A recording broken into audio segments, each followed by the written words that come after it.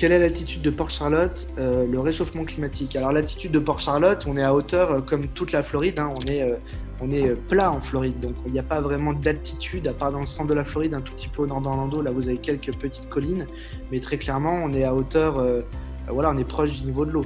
Euh, Après, la plupart de la zone sur Port-Charlotte est quand même non inondable. Euh, il y a des enjeux évidemment climatiques, d'ouragans notamment. Ça reste malgré tout une côte qui, à mon sens, est un petit peu moins touchée que la côte Est, puisque généralement les ouragans se forment au sud de l'Afrique et remontent après, et donc il faut qu'ils fassent un petit crochet pour taper la côte Ouest. Mais c'est vrai que ça existe, hein, on ne peut pas évacuer ça, c'est même...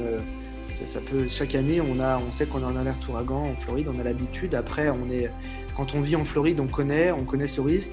L'intérêt aussi, c'est que personnellement, je fais de la nouvelle construction en Floride et à Port-Charlotte. C'est d'ailleurs un marché de nouvelle construction, hein. Il faut construire là-bas pour développer le marché, très clairement. Dans tous les cas, les biens immobiliers ne sont pas très vieux. Mais aujourd'hui, nous, notre prérequis, c'est qu'on construit bien sûr des bâtiments qui sont approuvés ouragan force 4. Donc à part si on est vraiment sur la force la plus haute qui est force 5, où là, tout le monde part. Autrement, les bâtiments sont approuvés ouragan. Et puis, dans tous les cas, vous avez des assurances spécifiques en Floride pour ça, où les assureurs ont l'habitude de coter les assurances avec ce risque-là. Voilà. Si jamais vous êtes dans une zone inondable, vous avez une assurance en plus à prendre, qui est une assurance inondation, tout simplement. Bonsoir Julien, vous m'entendez? Bonsoir, je vous entends. Bonsoir tout le monde. Quel est... Ah. On vous entend plus.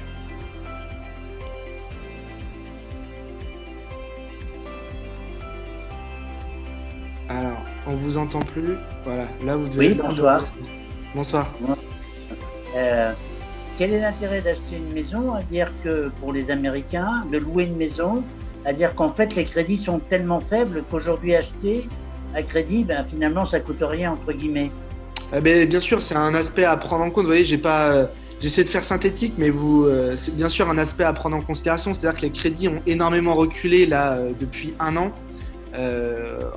aux États-Unis au global, et c'est sûr que ça permet de soutenir aussi. C'est ça qui soutient en fait le fait qu'il y a beaucoup d'acquisitions qui se font en ce moment. C'est certain.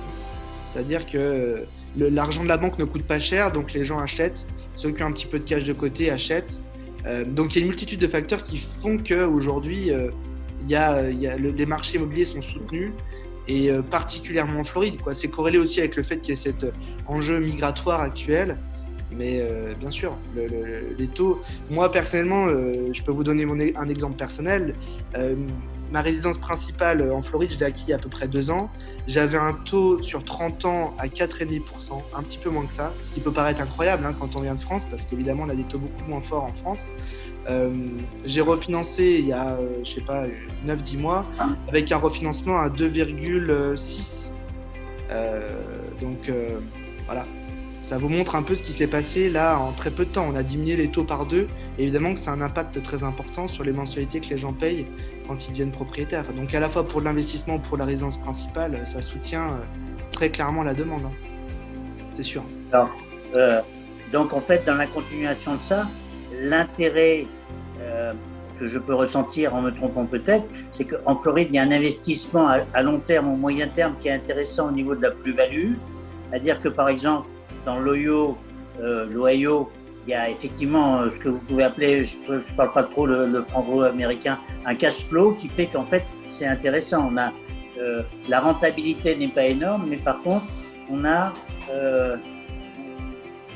reçoit tant par mois entre guillemets. C'est deux affaires différentes. Vous allez voir, je n'ai pas encore fini complètement. J'ai fait une petite pause sur les questions. Je vais revenir derrière sur la suite de la présentation que j'ai prévue.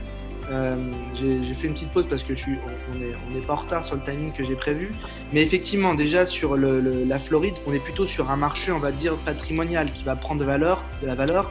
Malgré tout, on a des rentabilités en fonction de l'actif qu'on va acquérir, que ce soit de la maison individuelle ou par exemple des duplex. Moi je fais de la construction sur des duplex qui sont donc des maisons jumelées, qui sont des très bons produits de rapport. Vous avez quand même en faisant marcher l'argent de la banque, la possibilité d'avoir un retour sur investissement, ce qu'on appelle un cash on cash. Alors ça dépend de beaucoup de facteurs, mais globalement, il est possible d'avoir un retour entre 8 à 10% net sur Port Charlotte. Après, oui, les tickets sont plus hauts, le cash flow est moins important.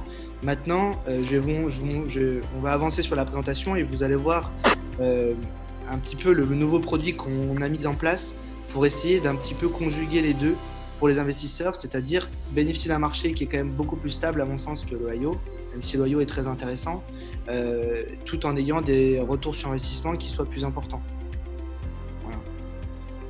Alors, je reviens sur les questions. Alors, il y a Loïc qui nous dit qu'il adore Naples. Et ben, moi aussi, j'aime beaucoup Naples. Alors, Naples, c'est un peu plus au sud. On est à peu près à 1h15 de Port Charlotte. C'est un marché agréable, mais là, pour le coup, en termes d'investissement, un peu moins intéressant à mon sens. Mais c'est très agréable comme ville. J'aime beaucoup aller me balader à Naples. Alors, Seb qui nous demande est-il possible d'investir dans autre chose que l'immobilier pour générer du cash? Merci. Alors oui, il y a tout un tas d'autres véhicules qui peuvent exister pour faire de l'investissement immobilier, pour générer du revenu, ça c'est certain. Aujourd'hui, on est vraiment sur une présentation immobilier, mais si vous voulez, Seb, on peut sans problème en parler. Il y a peut-être la crise, je les ai enlevés.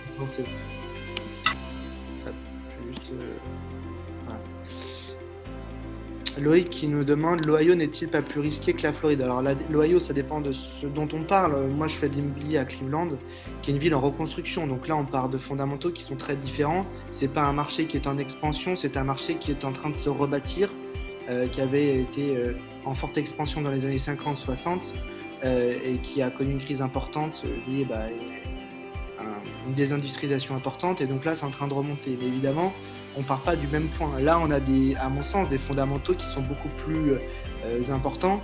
Je suis pas le seul à le dire. Il y a une multitude d'articles qui montrent clairement l'expansion de ce qui est en train de se passer en Floride. Alors malgré tout ce qu'on peut connaître en termes de craintes climatiques, moi j'ai une maison qui est sur l'eau, donc je vis ça très bien. Mais malgré tout ça, il y a beaucoup de gens qui arrivent et il y a beaucoup de gens qui se projettent pour des dizaines d'années en Floride. Ça, c'est certain. L'Ohio, oui, c'est le cas aussi. Il y a des gens qui arrivent. Maintenant, ça reste un marché qui est en reconstruction, donc avec un certain nombre peut-être de choses qui sont un peu moins connues, d'inconnues un peu plus importantes peut-être. Voilà. Hop. Oui, vous m'entendez? Je vous entends.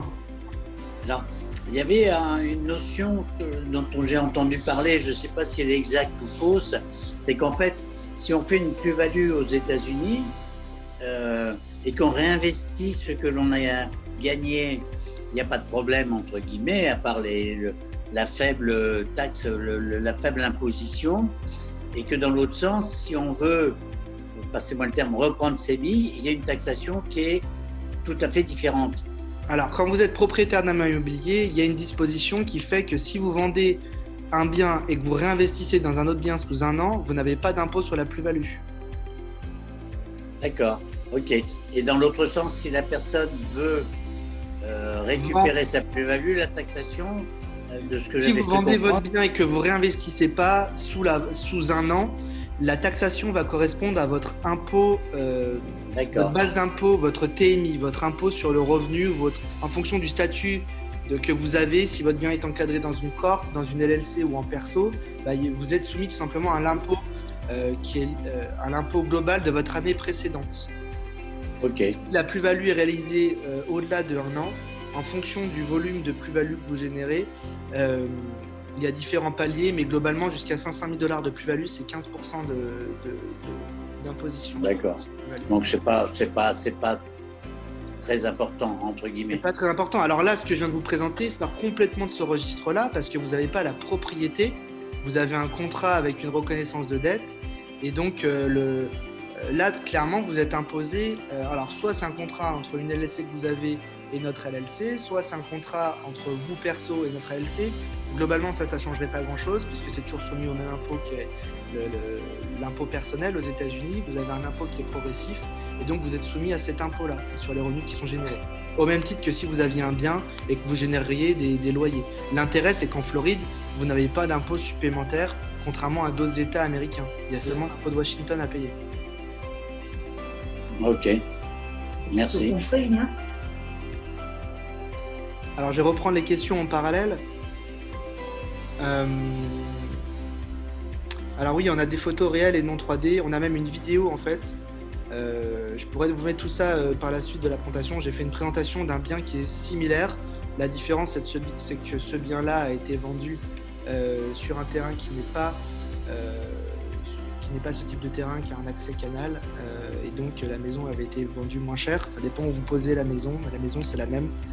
Donc, je vous donnerai le lien sans problème pour la vidéo. Je peux vous le donner tout de suite pour aller la voir.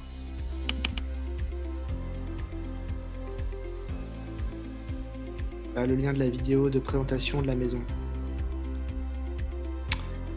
Alors,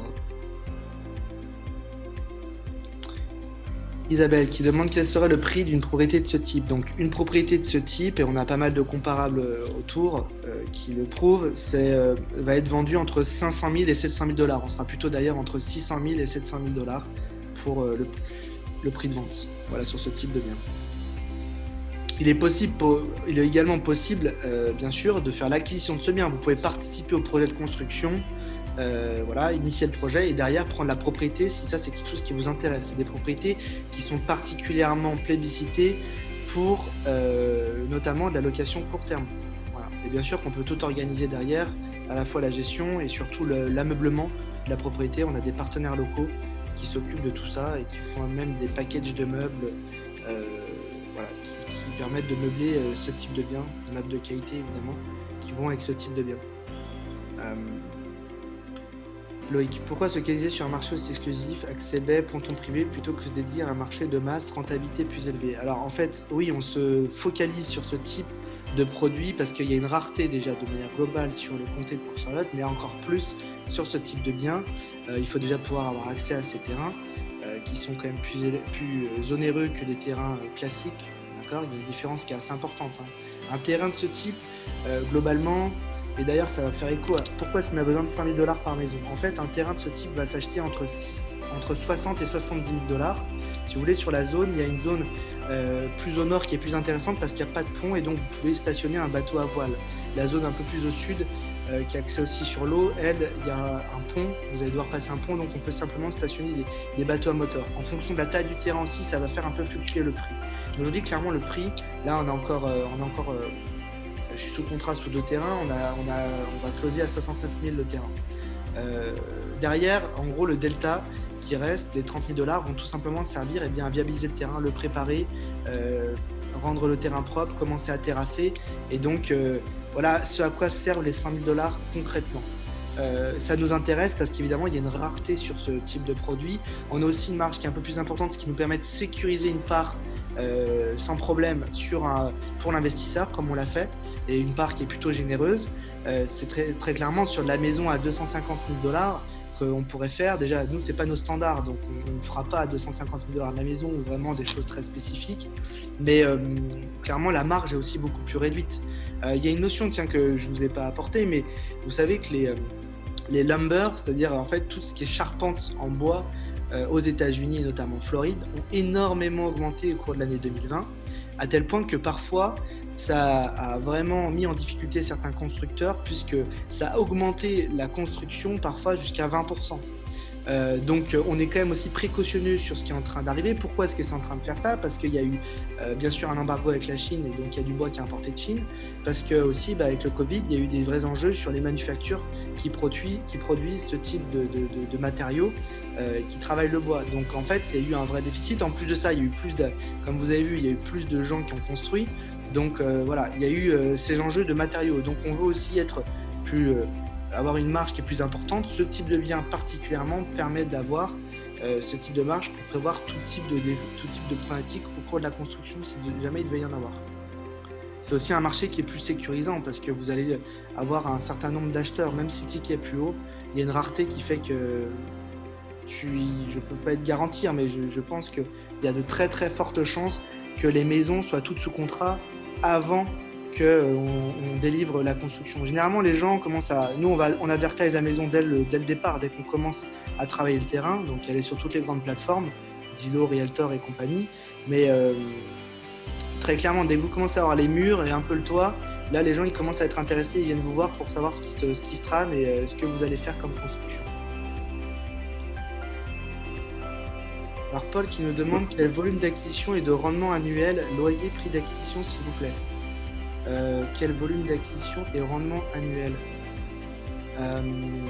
Alors je sais pas, donc le rendement annuel, donc je l'ai donné, sur un contrat c'est entre 8 à 10% net minimum et après vous avez les bonus correspondants que j'ai énoncé tout à l'heure. Ça c'est le rendement. Le volume d'acquisition, aujourd'hui on a une target, on a déjà 3 terrains qui sont sous contrat et qui sont en train d'avancer. Je parle vraiment de ceux-ci spécifiquement, hein. Là on a une vingtaine de constructions en cours à Port-Charlotte, principalement des duplex et des maisons individuelles. Mais donc le volume d'acquisition aujourd'hui, nous notre target c'est tout ce qui est disponible. Donc voilà, le seul enjeu qu'on a c'est notre trésorerie personnelle qui n'est pas extensible comme tout un chacun. Donc c'est une des raisons pour lesquelles on fait appel à ce type de partenariat avec des investisseurs. Et donc le volume d'acquisition, si on peut en faire 15, on en fait 15. Si on peut en faire 20 cette année, on en fera 20. Voilà. Oui. Pelaire qui nous demande quelle rentabilité escomptée pour cette foncière. Donc la rentabilité minimum est de 8 à 10% net en fonction du contrat et peut monter jusqu'à 30% net comme vous avez vu par an. Il n'y a pas de valorisation à la sortie, il y a des bonus en fonction du retard que l'on a ou d'un remboursement anticipé. La périodicité de versement, l'intérêt initial sur les contrats standards est versé tout de suite à 100%. D'accord ? C'est pas au mois, c'est 30 jours après avoir fait le dépôt maximum. Vous déposez 5 000 $, 30 jours après maximum, vous avez déjà 10 000 qui reviennent. Et les 5 000 vous sont remboursés à la fin du contrat, donc sous 12 mois maximum.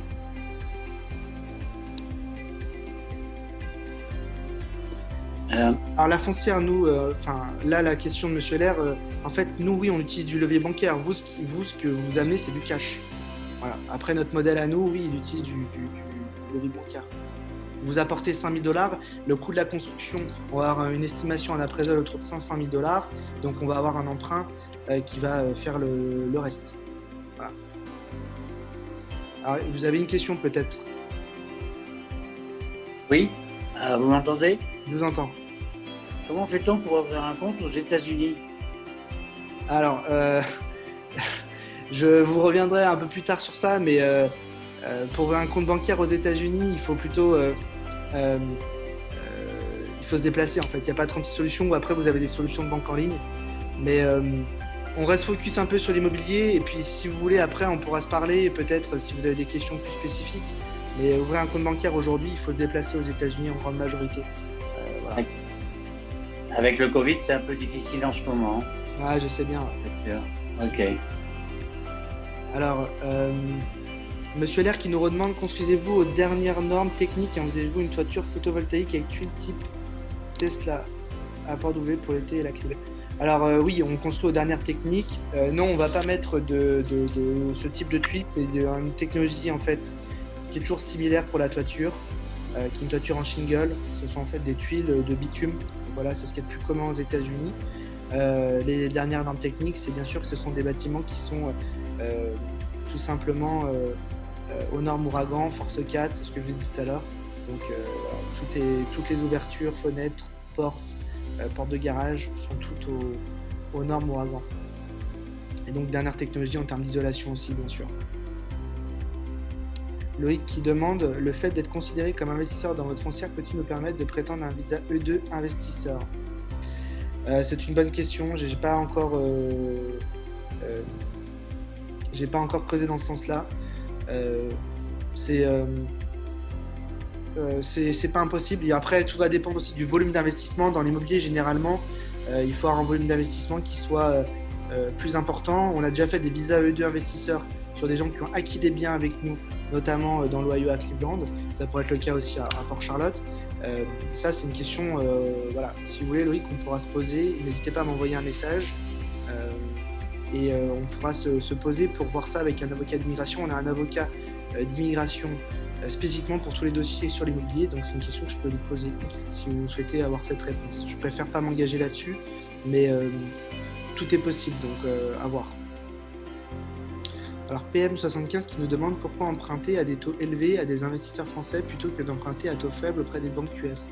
Alors du coup je reviens vous expliquer ce pourquoi on a besoin de l'argent d'investisseurs et non pas de la banque, juste, tout simplement parce que la banque ne peut pas nous financer la partie que vous financez, entre guillemets, c'est-à-dire l'acquisition du terrain, la viabilisation du terrain et la préparation au terrassement. La banque va commencer à financer en fait à partir du moment, comme on dit aux États-Unis, dès qu'on va pour le concrete, c'est-à-dire qu'on va commencer à faire la dalle. En fait. Et là, la banque,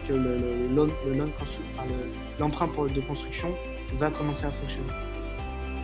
Alors, le nom de l'endroit à Port-Charlotte, Loïc nous demande, je vais vous partager mon écran et je vais vous montrer directement. Je vais mettre une map de Port-Charlotte.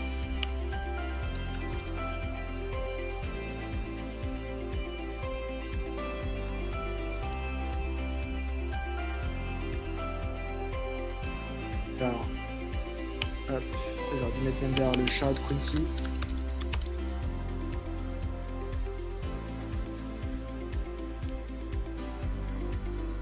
Donc ça c'est le Charlotte County. Je vais grossir.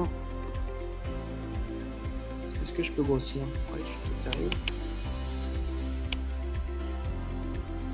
Avec le partage d'écran. Voilà, c'est cette zone là. Je pense que vous voyez, qui s'appelle South Gulf Cove. Voilà. C'est toute cette zone-là. Donc là, voilà, on a des terrains sur Appleton Boulevard. On est en train de faire une construction sur une rue qui s'appelle Montmartre. Ça s'invente pas. Voilà, dans toutes ces rues. Donc, c'est ce que je vous disais tout à l'heure. Les terrains qui sont les plus intéressants. Donc, la zone au sud, vous avez un pont. La zone au nord, vous n'avez pas de pont. Tout ce qui est ici. Tous ces terrains-là n'ont pas de pont et donc ce qui permet de docker des bateaux notamment à voile. Alors que ces terrains-là, vous avez toujours un petit pont à passer. Voilà. Donc c'est ce qui fait un petit peu la différence parfois sur les prix de terrain. Et globalement, ça reste quand même des terrains de très bonne valeur pour le marché local puisqu'il y a cette rareté du fait qu'on soit sur l'eau. Voilà. Quelle est la fiscalité US et la fiscalité française de ce type de placement? Donc la fiscalité US, c'est donc vous êtes soumis à l'impôt sur le revenu si le contrat est fait à votre nom propre. Si c'est au nom d'une LLC, c'est soumis au même type d'impôt puisque c'est soumis à l'impôt progressif qui est sur le revenu. Si vous êtes en corporation et que vous voulez faire ce contrat avec une corporation, ça sera l'impôt sur les sociétés. Donc en fonction aussi de chacun des statuts, il faudra déclarer l'impôt en France de différentes manières. Mais globalement, il y a l'accord bilatéral France-US qui permet d'avoir le crédit d'impôt américain et donc évidemment ne pas avoir une double imposition avec la France. Voilà. Donc en fonction de chacun de ces choses, vous aurez évidemment à déclarer vos revenus en France d'une manière ou d'une autre. C'est similaire à un bien immobilier que vous auriez acquis aux US. Donc ça peut être entré sans doute sur du micro-foncier en France, je pense. Il y a aussi certains aspects qui permettent complètement d'éliminer l'impôt français en fonction du statut que vous créez ici, notamment la corp peut vous permettre de ne pas du tout avoir d'impôt à payer en France. Voilà. Alors, le caractère inondable ou submersible des South Gulf Coast et des terrains concernés. Oui, il y a une possibilité d'inondation. C'est pour ça que la maison aura à terme une assurance inondation. Maintenant, on ne vous demande pas de devenir propriétaire de la maison, on vous demande juste de participer à la construction. Et tout simplement, l'acquéreur final sera quelqu'un d'autre.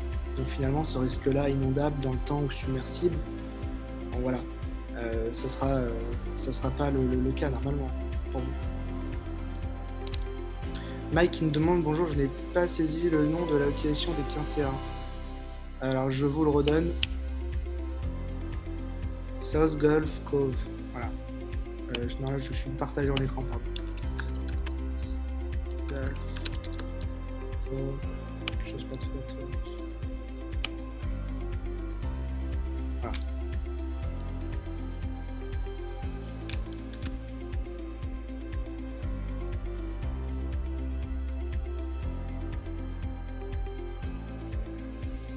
Le ticket d'entrée est-il à 5 000 $? Non, le ticket d'entrée est à 50 000 $. Voilà. On a fait le choix d'avoir maximum 2 investisseurs pour une construction pour limiter le nombre d'échanges. On a d'ailleurs aussi tout un système avec un board de suivi où chaque mois, évidemment, on fait un compte-rendu d'avancement de la construction, où tous les éléments légaux sont téléchargés, où on vous fait une vidéo, on vous tient bien sûr au courant dès qu'on a des pistes pour un acquéreur final. Voilà, on vous tient au courant tout au long de la construction via un board et un système que l'on a de logiciel de suivi de projet. Mike il me demande quelle est la provision pour risque, pourcentage inclus dans l'estimate fait du projet global. Il n'y a pas de provision pour risque puisque c'est de la construction, donc en fait il y a tout simplement une reconnaissance de dette qui est faite par la société à qui vous prêtez l'argent. Et si jamais il y a un défaut qui est fait, le contrat de toute façon une échéance est échu à 24 mois. Donc à 24 mois, vous allez juste aller frapper à la porte du notaire et dire voilà, moi on ne paye plus mes intérêts ou on doit me rembourser. La maison, voilà, j'ai une reconnaissance de dette sur la maison et donc tout simplement vous prenez la propriété, le terrain et ce qui va avec. En fait, il n'y a pas de risque parce que votre intérêt aussi est payé initialement. Donc dès le départ, vous avez votre intérêt. On ne peut pas faire défaut puisque ce n'est pas payé au mois, c'est payé tout de suite après votre dépôt. Si la maison est vendue en 5 ans, scénario très défavorable, quel sera le rendement? C'est pas possible que ce soit vendu en 5 ans. En fait, le contrat est échu à 24 mois et vous allez prendre le titre au bout de 24 mois. Donc voilà.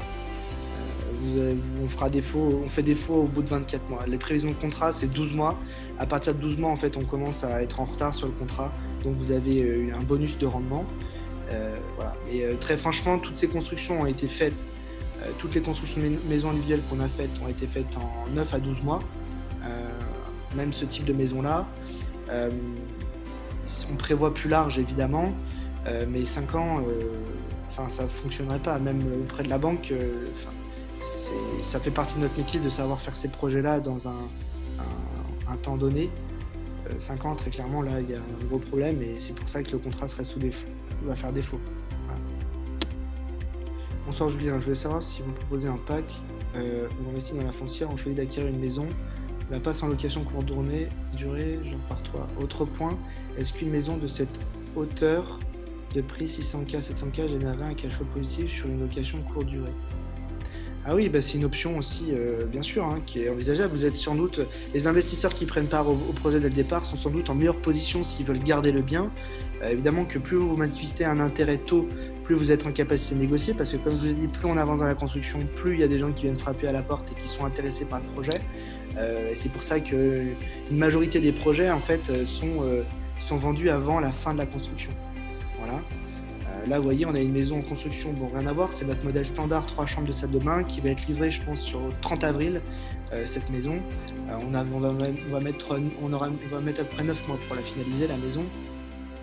Là, il y a quelqu'un qui est sous contrat. Donc, vous voyez, on est 3 mois avant la fin. Donc, celle-ci, elle est sous contrat au bout de 6-7 mois à peu près, pour ce type de maison-là. Oui, il est possible de la mettre en location court terme, ça va générer du cash flow positif.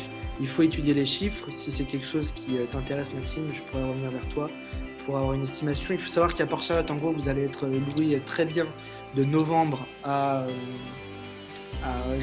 mars, on va dire maximum, avril peut-être un petit peu, mais novembre à mars surtout, où là vous êtes quasiment à 100% de taux d'occupation, avec des loyers qui peuvent être très élevés. Puisque c'est du court terme et que vous avez des gens qui vont venir vous louer parfois 3 mois voire 6 mois, parfois ils vous louent pour la saison complète, en tout cas au moins 1 mois généralement. Donc là vous êtes quasiment à 100% de taux d'occupation. À partir de avril jusqu'à octobre, vous êtes sur une taux d'occupation plutôt autour de 55-60%. En fait le comté attire beaucoup, principalement donc des touristes américains, un peu canadiens mais principalement américains. Donc l'intérêt aussi d'être là-bas et de faire ce type de projet, contrairement au sud-est de la Floride où on est quand même beaucoup plus lié au tourisme international, notamment Miami. Là aujourd'hui, c'est sûr que l'industrie du tourisme à Miami souffre beaucoup plus qu'à Port-Charlotte, parce que les clients sont principalement européens ou d'Amérique latine où il y a des travel bans en ce moment. Sur Port-Charlotte, il y a peu ou pas du tout d'incidence, puisque vous êtes sur un marché qui aujourd'hui accueille toujours les mêmes touristes. Il n'y a pas d'enjeu pour voyager, c'est un petit peu plus compliqué, il y a un petit peu moins de vols, mais globalement quand même on arrive à voyager correctement aux États-Unis. Voilà.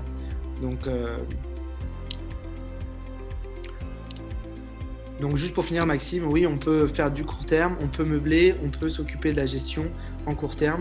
Les chiffres, il faudrait les regarder plus précisément. PM qui me demande quelle est selon vous la probabilité de vente à 6 mois, 12 mois, 18 mois. 6 mois, je pense que la probabilité de vente n'est pas très élevée. Je pense que la grande probabilité c'est 9 à 12 mois, mais 9 mois c'est fort probable que l'on vende. 18 mois, alors je sais pas comment calculer la probabilité, mais 18 mois ça reste à mon sens aussi plutôt faible.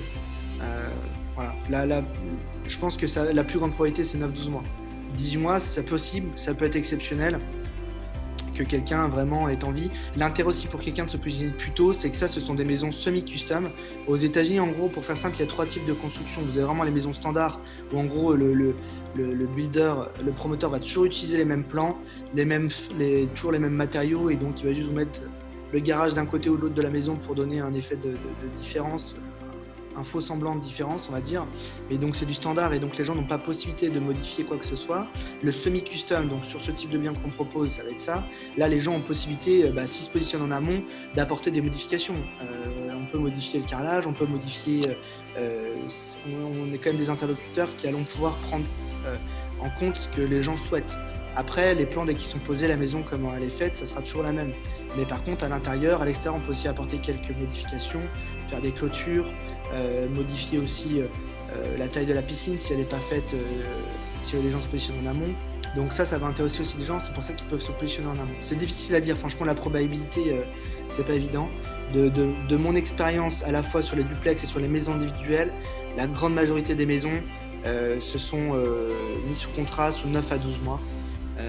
Après, il y a eu des gens aussi qui se sont positionnés plutôt sous 6 mois, mais c'est quand même moins le cas, quoi. C'est une probabilité moins importante.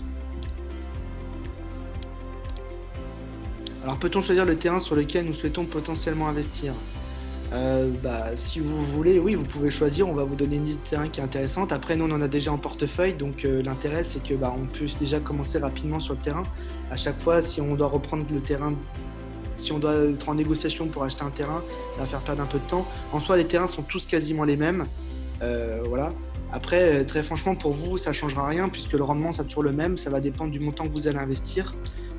Votre risque ne sera pas plus important que vous ayez un terrain ou un autre, à mon sens. C'est toujours la même zone, à quelque chose près, ça ne changera pas grand-chose. Voilà. Pour l'aspect fiscal, on va faire aussi une recherche et vous donner une note. Je pense qu'il vaut mieux parler de ça de manière écrite. J'ai compris qu'il y avait des questions par rapport à cet aspect-là, donc en fonction du statut qui sera pris sur le contrat, parce que le contrat peut être fait avec une LLC, une corporation ou un individuel, comme vous avez compris. On vous donnera une note, on va vous répondre par email à la suite du webinaire pour vous donner une note sur la fiscalité US et du coup sur l'aspect aussi France. Voilà. J'espère que ça a été clair pour tout le monde. N'hésitez pas si vous avez d'autres questions. J'ai essayé de synthétiser. C'est un modèle qui est un tout petit peu plus sophistiqué que ce qu'on a l'habitude de faire, puisque souvent on transmet des propriétés que l'on gère derrière. Là, l'idée, c'est de faire participer l'investisseur à un projet dans lequel on est tous ensemble, sur lequel il y a un profit qui est généré. Et nous, pour sécuriser la relation qu'on a avec l'investisseur, on a décidé tout simplement de sécuriser le revenu et d'avoir malgré tout 2 scénarios différents, évidemment en fonction du retard qu'on peut avoir ou de l'avance que l'on peut avoir avec des bonus qui sont mis en place. Le but, c'est d'avoir un produit qui soit sécurisé, qui apporte un rendement assez important et que l'on puisse répéter l'opération de manière continuelle. Voilà, tout simplement. Voilà. Écoutez, merci à vous. On va vous faire suivre toutes ces informations. Si vous voulez qu'on en parle plus précisément, si ça vous a vraiment intéressé, que vous souhaitez avancer là-dessus, vous pouvez me contacter sur contact@investir.us. Et puis, voilà, avec plaisir, on pourra échanger, vous donner plus d'explications complémentaires. J'essaie de faire simple, mais on va vous renvoyer cette présentation. Vous verrez plus de photos du bien, beaucoup d'exemples de biens qu'on a vendus, dont certains biens sont complètement similaires. Ils ont juste été construits sur des terrains qui ne sont pas sur ces fameux terrains canals qui ont accès à mer, donc qui sont vendus moins cher. On a beaucoup comme on dit aux US, on a un certain track record, on a beaucoup d'expérience sur la zone, donc on pourra vous montrer beaucoup de choses dans la présentation notamment. Voilà. Eh bien, si c'est bon pour tout le monde, je vous dis à bientôt.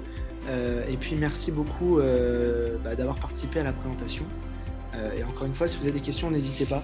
On peut bien sûr derrière en rediscuter. On vous fait suivre un email avec les éléments que j'ai utilisés aujourd'hui. À bientôt. Bye bye.